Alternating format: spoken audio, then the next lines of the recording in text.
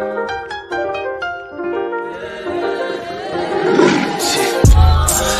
get the bait. Ain't no need to lag, Yeah, gotta chase the bait, ain't no need to lag. What's up and welcome to Lunchtime in the Lab. Thanks for popping in, guys. I'm in here. What the hell? All right, sorry. Here we go. Let me get my notes pulled up here. There's a fuzz in front of me. We are all right, my fault. Here we go. We're streaming on Twitter, streaming on YouTube as well. I'm gonna start the recording up here. We'll get cracking. Thanks so much for joining. You have not seen me before. I am 5 followers away from hitting 400, so help me out. Hit that button for me. Comments from YouTube and Twitter will all filter in. You have to comment in the video, not under the video, and I'll be able to. I can pull them all up and everything like that. Let's get it cracking though. What's up and welcome to Lunchtime in the Lab, your #1 gambling podcast for quick picks, live on YouTube, and it is Thursday, so we are live on Twitter as well. Show brought to you by Beer Money Picks. A lot of people are watching are probably from the Discord, or some of you are watching because you're like, hey, what's that goofy looking guy going live on Twitter doing?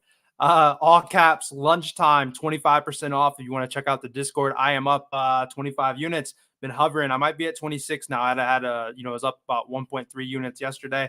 We've been doing pretty good. Discord's been pretty profitable. If you want to check it out, by all means, check it out. In the bottom of the link there on YouTube, you can check out those links. If you're watching on Twitter, up in the bio, there's that Beacons link, and you can check that out. Hey, the links even move in that app, which is kind of cool. But today is Thursday, 2/29. Before we get into today's plays, we'll take a look back and see what we did yesterday. And actually, at the top of the hour here, let's just there will not be a podcast tomorrow. No podcast. Zero amount of podcasts for tomorrow. Today is a leap year. It should have been my birthday today, but today's a leap year. So my birthday is tomorrow. Tomorrow, we are going to do some running around. My wife's got some stuff to do tomorrow afternoon, so we're going to go out to eat early. There's a sushi place in town that I'm ready to go. I probably only get it once a year because she doesn't like it. So when I get to pick the meal, that's where I'm going to probably go. So no podcast tomorrow. Who knows? Maybe I'll give some plays out, but I will skip it tomorrow for my birthday. But all right, yesterday we had ourselves a frustrating day. De'Aaron Fox would have hit, guys. I'm telling you. 1 in 1 day, though. Down just, down the juice a little bit. Karis LeVert, man, that was a slam dunk. If there was ever a bet that was an absolute, shoe-in, excuse me, that was it. He ended with 22 rebounds and assists. The line was set at 7.5. Holy shit. That was crazy. Man, I don't know if it's something that we want to make sure we continue to go ride it. I mean, he had a pretty good matchup, as I talked about in the podcast. But he had 22 rebounds and assists on a line of 7.5. I mean, he nearly tripled his line. So we may want to look his way again in the upcoming games. And even you look at that game just in general, Andre Drummond and Vucevic. I mean, gosh. The Cavs got out rebounded like crazy in that game. I mean, it was pretty wild, to be honest.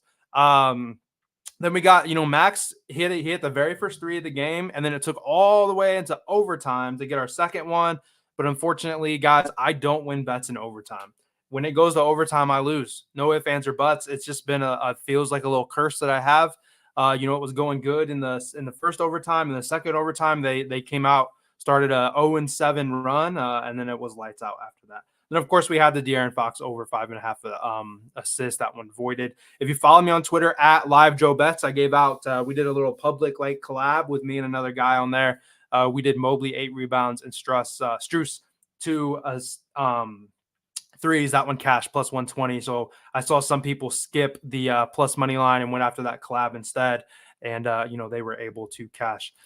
In the chat, how do I feel about Steph over 26.5 points at MSG? I actually saw because he's been slumping. I almost ran it, to be honest. He's just been weird, to be honest. But if any spot is like a get right spot, it's definitely going to be at the Garden. So I would definitely lean on the over on that one on his points, just based off of like the atmosphere. And I think I'd have to actually go and like do the research to see, like go to like StatMuse, type in Steph Curry at you know Knicks or whatever, and it'll tell us what the stats are or whatever. And I'm sure he does pretty good there. But we'll get into it though. Like I said, if you guys haven't hit that subscribe button yet, do so for me, please. I am 5 away from hitting 400 on YouTube, which isn't like really a big number, but every day, that stacks up a little bit. You know what? I realized I missed my tweet. Dang it. On February 28th, 2 years ago, I tweeted and celebrated. I did a giveaway for having 250 followers on Twitter. And I have like 21,000 right now or something like that. So I meant to tweet that out yesterday. I'll have to do that after this show. Try to find that screenshot again. But here we go. Yeah, hit that subscribe button for me. Hit that like button for me. I do have it on follower only or subscriber only messages or whatever. So if you want to get in there, just hit that little red button.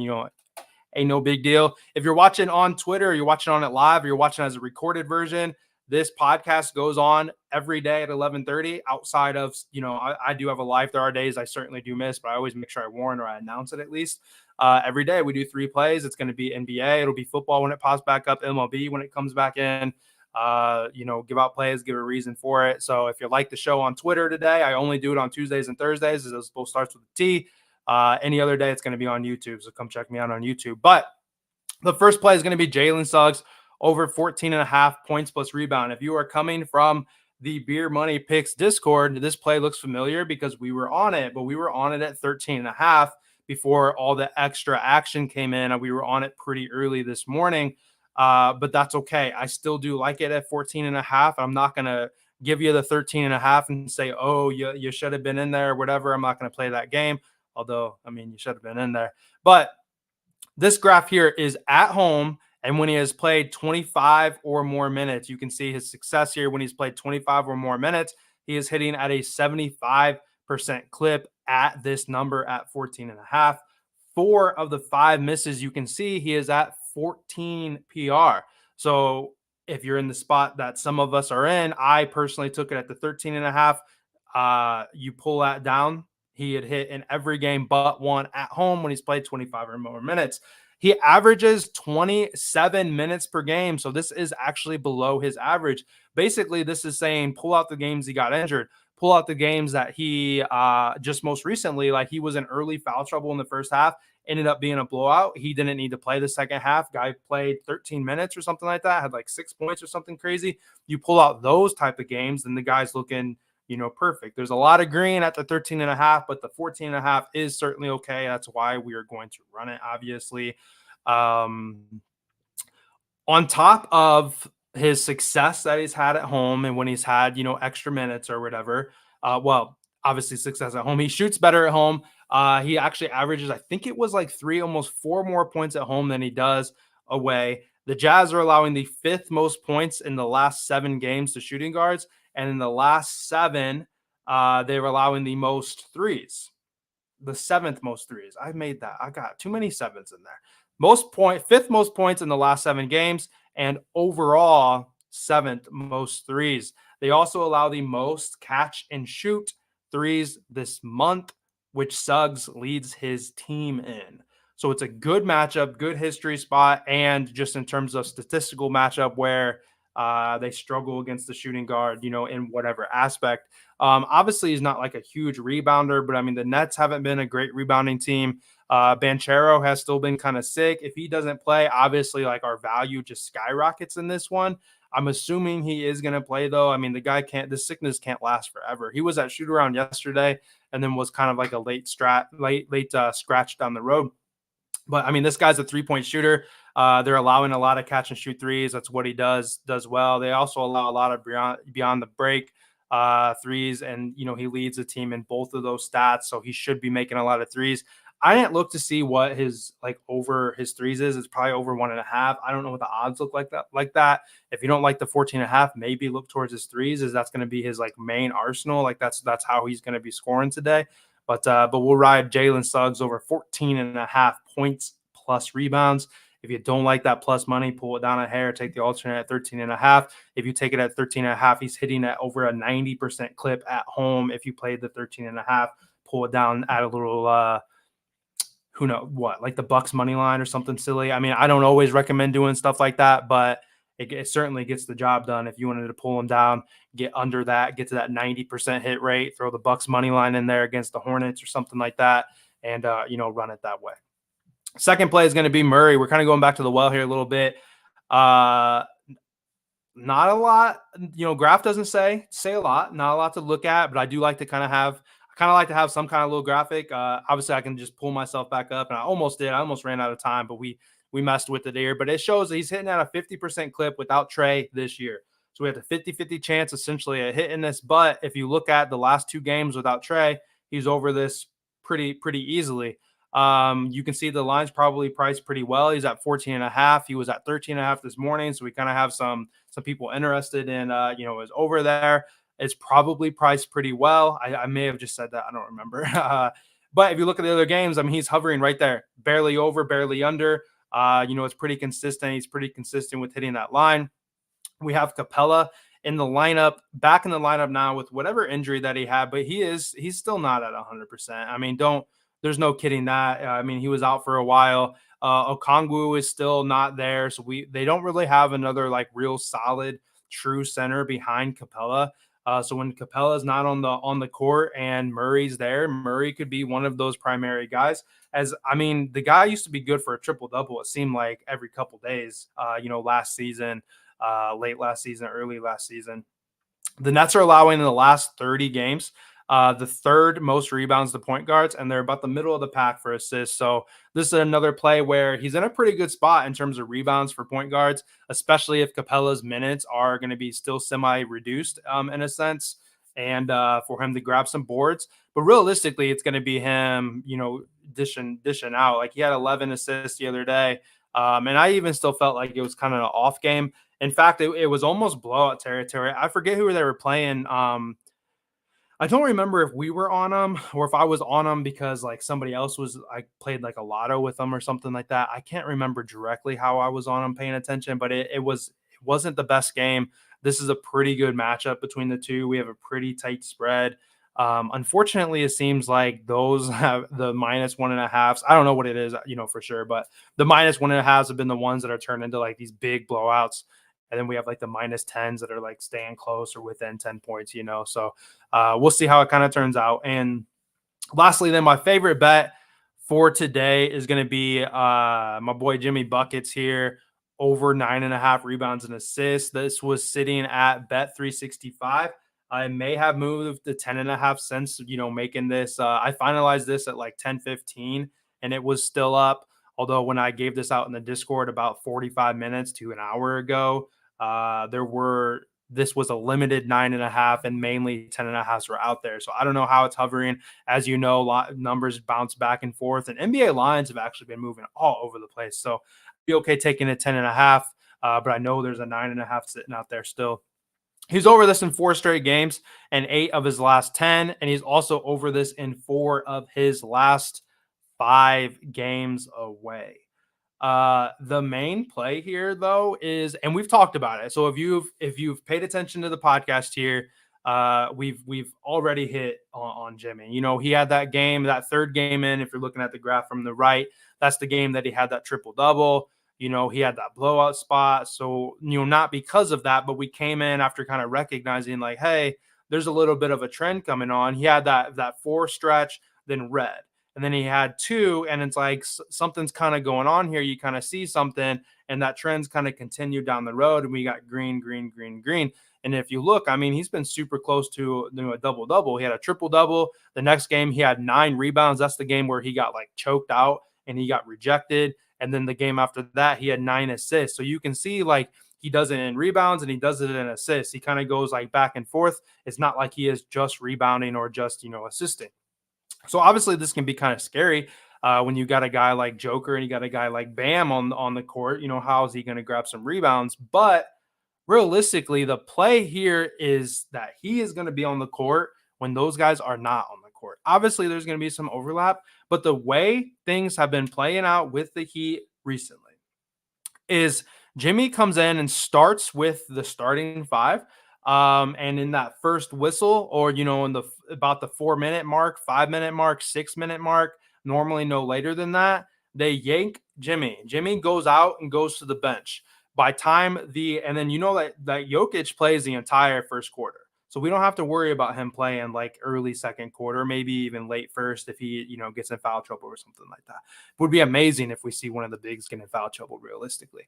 But he goes out. Hero goes out. Bam goes out. And Butler essentially runs point with the second unit, which allows him to dish the rock. Like he's racking up assists. His potential assists have been through the roof in these last 4 games because Butler is running point with the second unit. With him obviously doing that is allowing him to pick up more assists. He's more active with the ball. The ball is going through his hands. Like a PRA might be solid, but sometimes Butler just doesn't score. You kind of have this Butler that like scores a bunch, doesn't score a bunch. In fact, I'm pretty sure he's hit a 3 in his last like 10 straight games. So you're looking at like minus 170. It just goes to show that to hit a 3 is 0.5, that he's not always this like consistent shooter. But it leaves him on the court with no Hero, so he's running point, no Bam, no Jokic, and he's going to be grabbing boards. He's going to be grabbing boards. He's going to be getting assists, and we only need 10, 5 and 5. We need him to get 5 in the first half, 5 in the second half. This is a guy that's had 9 rebounds the game before, 9 assists most recently. He had a triple-double 3 games beforehand. This bet is without a doubt one of my favorites of the night. It is my favorite bet of the night. One of my favorites in the most recent, I think. Feels like a slam dunk, in my opinion. I love Jimmy Butler here. So that's going to wrap it up, guys. I'll pull the recap screen up here. If you guys have anything, hit the comments there in the bottom. Twitter or YouTube. Like I said, I did go back in and turn it on subscriber only. I was so close to hitting 400. I wanted to make sure that I got that if somebody wanted to come through.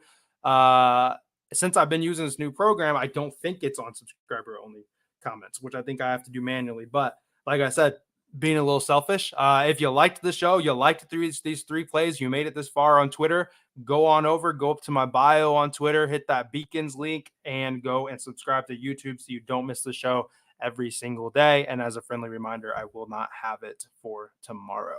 So we'll hit the recap and then pop something in there if you guys have anything. If not, we're gonna close it out here pretty quick. So to recap on 2/29, February 29, we got 3 plays for lunchtime in the lab. We're going to go with Jalen Suggs over 14.5 points plus rebounds. DeJounte Murray over 14.5 rebounds and assists. And we're going to ride with Jimmy Buckets over 9.5 rebounds and assists. I mentioned at the top of the show, I'll remind you guys at the bottom of the show, tomorrow is my birthday. We're going to skip the episode for tomorrow as I plan on just trying to hang out with got school in the morning with my son. I take him to speech and then, just hanging out with the family, go to early lunch and got some stuff going on or whatever. So we'll miss it tomorrow. I'll be back on, back on Saturday, back on the weekend to do the show. As always, I'm your host, Lunchtime in the Lab. We're brought to you every day. Thank you so much for listening. Be sure to follow me on all social medias at Live Joe Bets, or follow me on YouTube at Lunchtime in the Lab, or just go into YouTube, type in Lunchtime in the Lab. You can get it, no problem.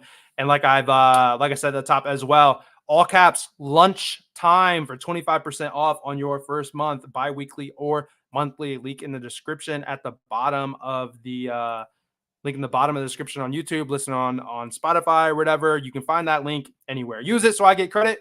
And I'm gonna close it out. See you guys later. Hit me up in DMs on Twitter. Comment on YouTube if you guys have anything else, and I will catch you guys back, not tomorrow, but on Saturday.